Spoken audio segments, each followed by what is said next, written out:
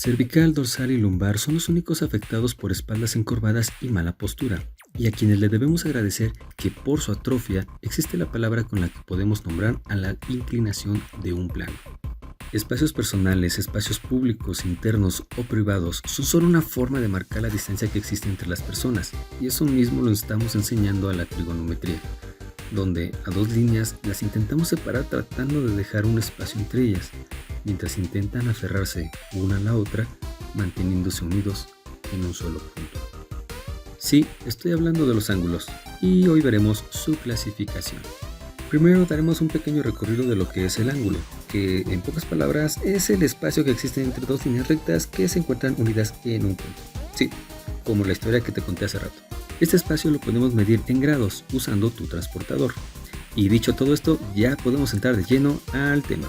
A los ángulos los podemos clasificar en dos grupos diferentes, dependiendo de cómo se dibujan.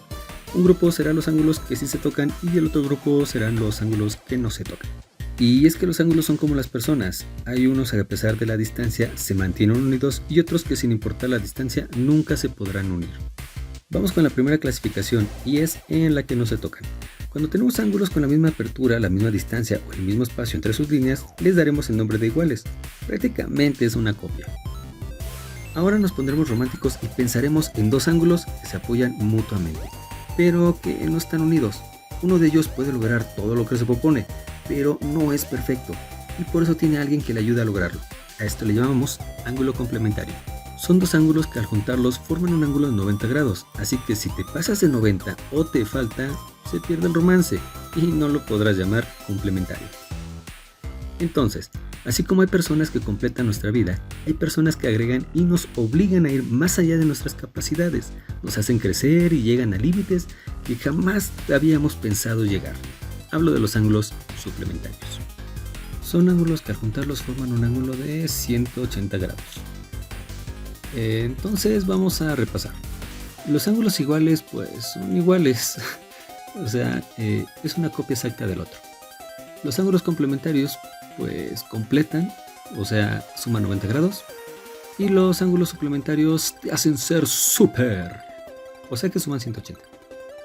Y pasamos con la segunda clasificación y esta es en la que sí se tocan.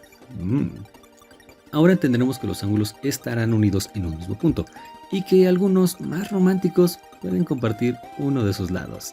Si unimos dos ángulos iguales utilizando únicamente sus vértices, o sea, la esquinita que está aquí, y sin dejar que se toquen en ninguno de sus lados porque pues se odian pero no se pueden separar, formaremos dos ángulos llamados opuestos, y es que de verdad sí se odian.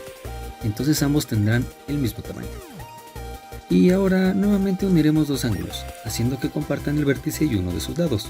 O sea, es como ir al cine en pareja, recargar hombro con hombro y tomarse de las manos.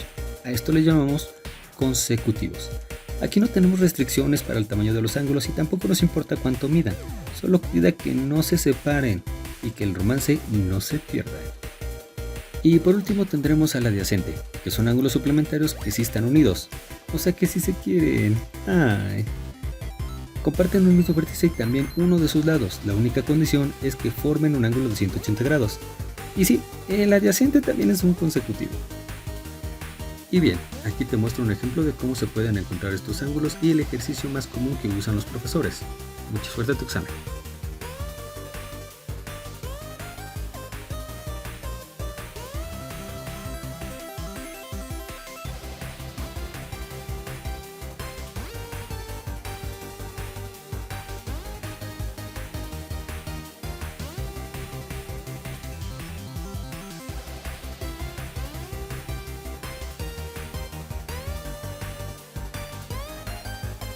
Y llegamos al final de esta clase. Espero te haya gustado las historias y las analogías, así como las explicaciones y los conceptos. No olvides regalarme un pulgar arriba y compartirlo con tus compañeros. Te ha dado clase tu profe Asune y te desea formar ángulos consecutivos con todos tus seres queridos. Te mando un puñito y cocorito a todos los que se quedaron hasta el final. Realmente los aprecio. Mesvidania.